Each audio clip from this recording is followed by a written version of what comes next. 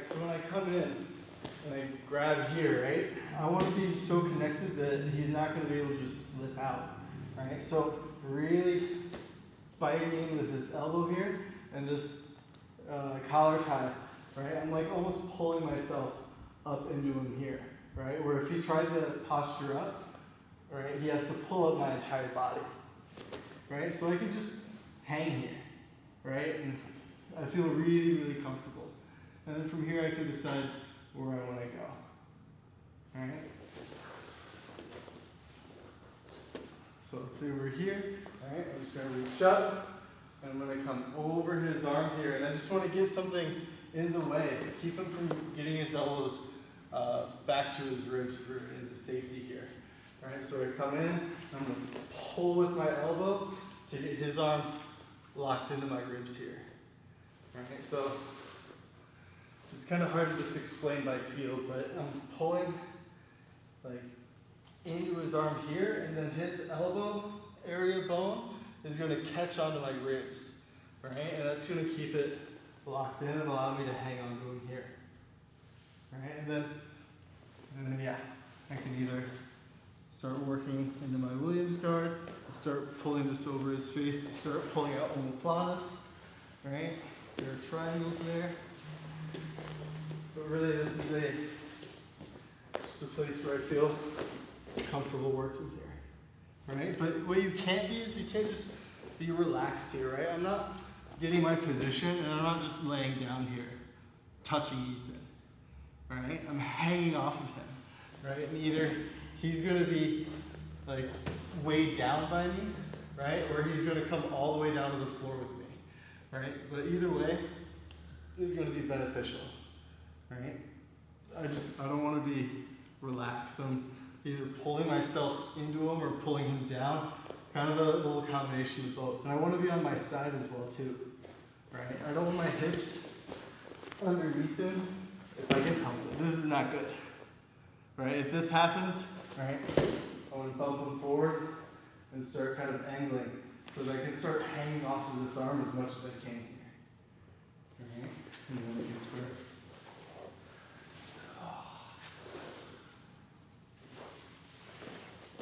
All right, so we're here, we're hanging off our people, right?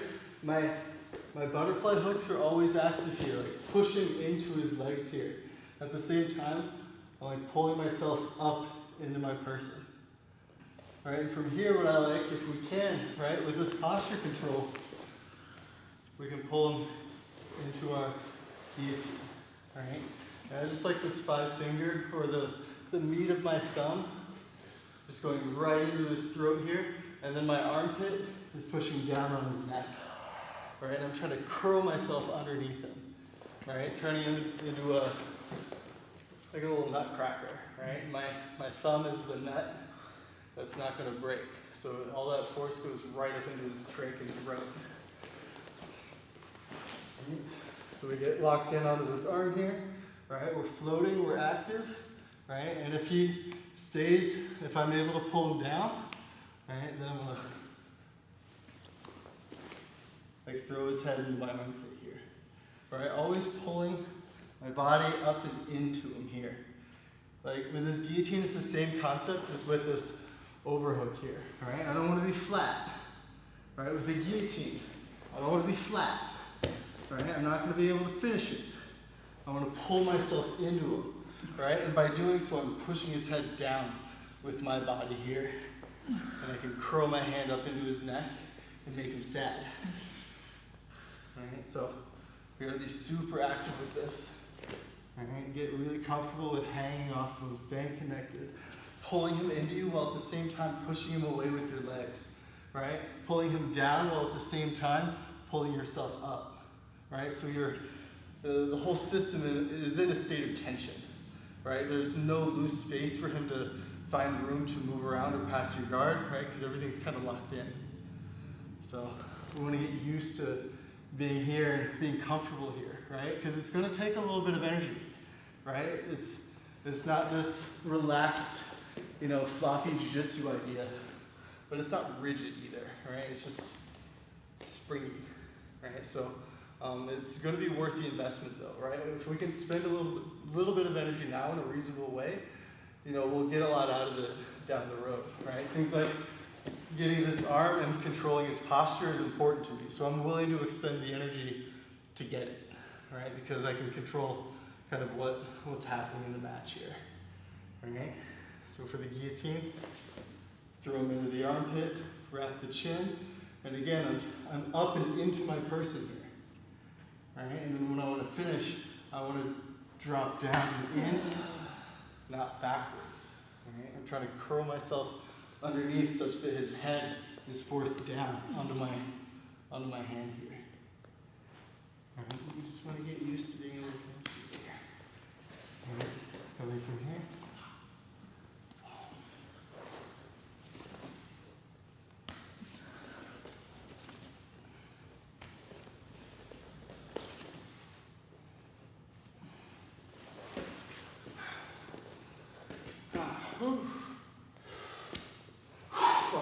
How we doing? Sorry. You're good. Opportunity, and what this leads to is sweeps. Okay, because when we're here and we get this guillotine, people have a free hand, they defend. Right? So the reason I like this though is by attacking this guillotine, we can more or less open up an opportunity to sweep in this direction, right? If he doesn't defend with his arm, right, we guillotine him. But he's going to commit this arm, right? And then sometimes we can't finish it. Sometimes we can anyway, right? But sometimes it's better just to, you know, take the easiest route. So from here, right, I'm going to attack the guillotine, and at the same time, I'm going to use my butterfly to flip him up and over here, right? And this will lead us into a nice DARCE choke, right? So I'm going to follow him up. And this arm that was this overhook earlier, all right, I can now feed it into this DARCE choke, right? So that's the point of having that overhook in the beginning, right? Because I'm thinking long term, probably not going to get this guillotine against a good person, but by having this kind of set up in the beginning, I'm going to have something beneficial later, right? Even though arm and guillotines are typically thought of as not as good as like no arm and guillotines, right? But this will set us up for stuff. So he's defending, all right? Over, followed him up, right? And now this arm that was guillotining, its job was to push Ethan's head down. As I drop my shoulder, I'm going to get this in as tight as deep as I can, all right? And then I want to lock in my arms.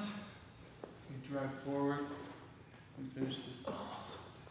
Alright, so the classic DARCE setup, right, is you dip in and grab and then set up this the rear naked choke grip. Right? The only modification now is I can use this arm to help push, like drive the second hand through. Alright, so I like to find the top of his head, just demolish his posture with it. And I get these opposing forces that'll help drive my left arm as deep as possible. Because I need if I can, I want to get my arm in as deep as I can. If I can't effectively grab my arm here, and even if I get my fingers here, it's not going to be a good choke. Right, I'd sooner move on to something else. Right, but by breaking him down here, I can really make sure I get wrist deep on this arm so that I can get a nice tight choke. Great. But sometimes that doesn't work either, right? Well, that's fine. So we're set up here, same beginning. Oh, there we go. Right? We're here, but right, sometimes we get here and you know we don't think that we're gonna finish the DARCE for whatever reason. They've got weird arms and necks, but the idea again earlier is, you know, taking advantage of the separation we have of his arm to his body, right? And not letting him get that back, right? So what I don't want to do is pull this out, and now he's going to pull this in, and this is going to be hard to recapture his elbow, right? Because he's in a more defensive posture now, right? He's going to be thinking about different priorities. I'm on top of side control, right? He's not just going to start opening back up for me.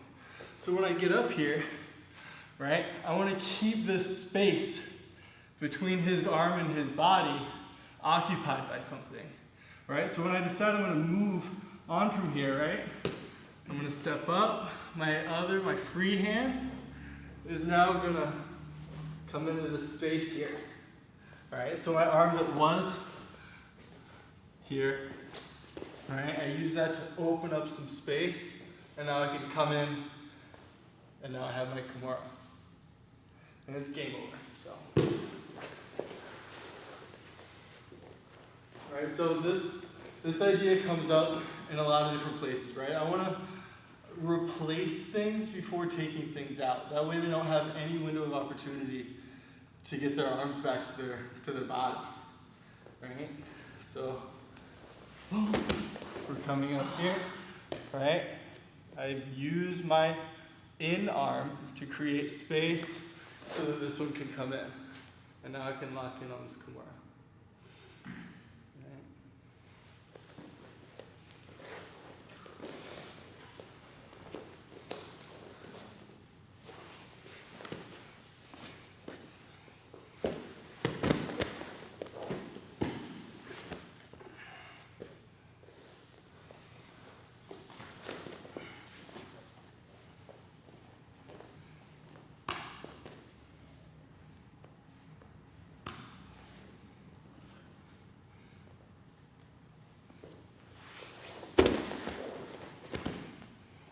So I step up, I'm putting something behind his back here, all right, to keep him from turning back flat.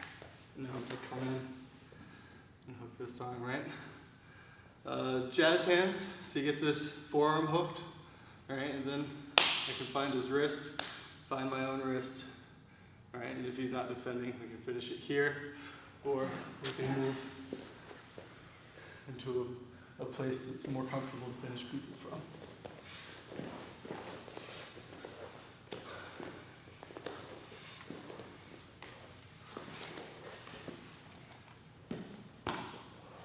And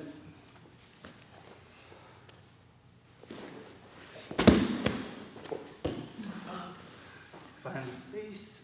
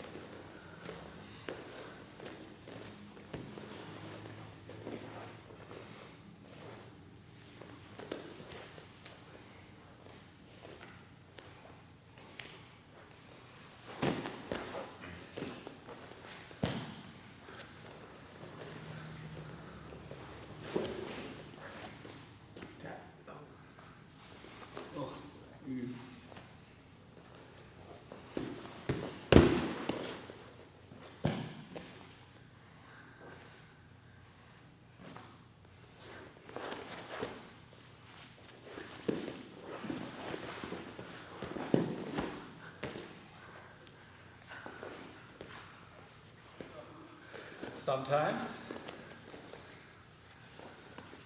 all right, we get the sweep, and we're starting to try and feed, right? When they come belly down, because they're trying to single leg you. It's fine. Just be ready to hook the hip. I think we're up. Come back. Right? If we're attacking a front headlock, right? We can transition from front headlock to spiral ride. Right? If we attack the sweep, right, when we come up and he comes up, well look, we're in front headlock. Right? So what do we do when they come up here? Well, we switch the hip and we attack the spiral right here. And now we can either throw a hook in and start attacking the back this way, right? Or whatever you like to do, you know, from that spiral right position, we can.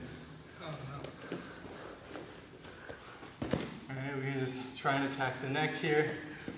We can start attacking the truck.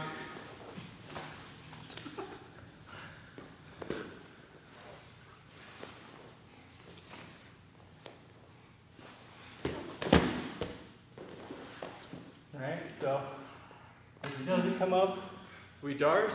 If we're trying to darce and he's not letting us like pull our arms in, alright, then I'll use this arm to create space and weave this arm in for the kimura.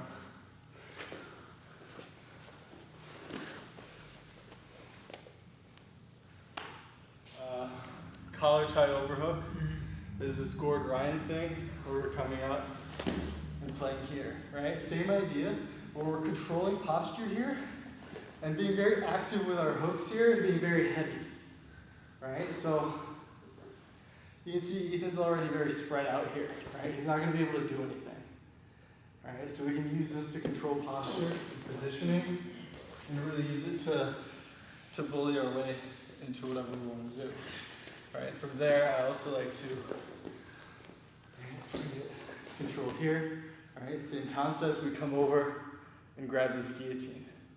All right, or you could look at it in reverse. Right, if we're attacking this guillotine here, right, if we can get under this arm, well, great.